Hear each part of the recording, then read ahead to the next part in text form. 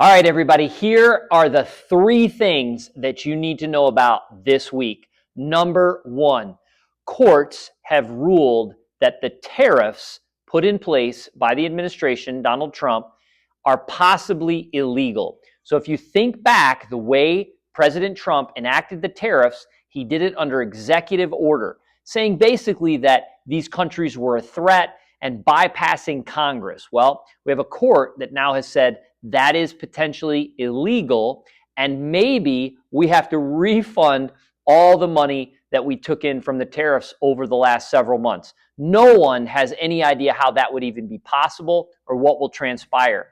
Now, the court has given the president and the administration an opportunity to appeal this, and I believe that date is now October 1st. So that has shaken the markets a bit because now we don't know what's going to happen with tariffs. Are they legal? Are they illegal? What happens to that money, etc.?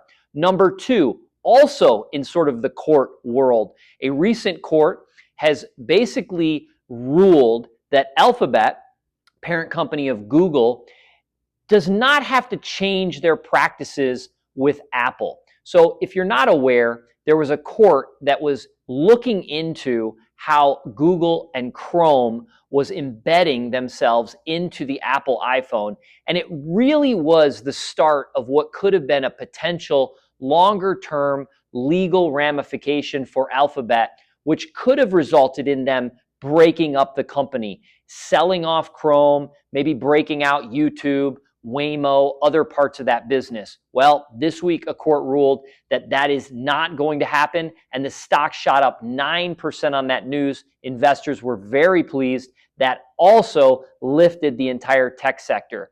Number three, and this might be the most important item to know what's going on this week, and that is we've had some unique jobs data.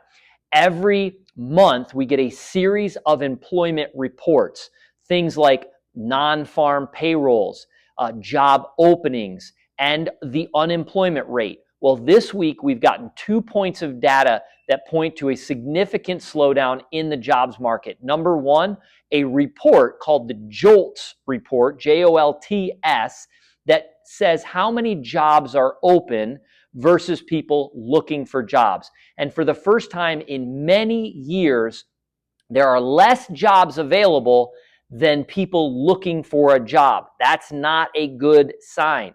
Number two, we had this morning an ADP, the payroll processor, report talking about private payrolls down considerably below the estimate. So people estimate what these are going to come in at, and that number was significantly less. Why does that matter? Because if we are seeing a softening in the economy from the jobs perspective, that means that the Federal Reserve, who sets our interest rate policy, should be looking to lower the interest rates at the next meeting in September.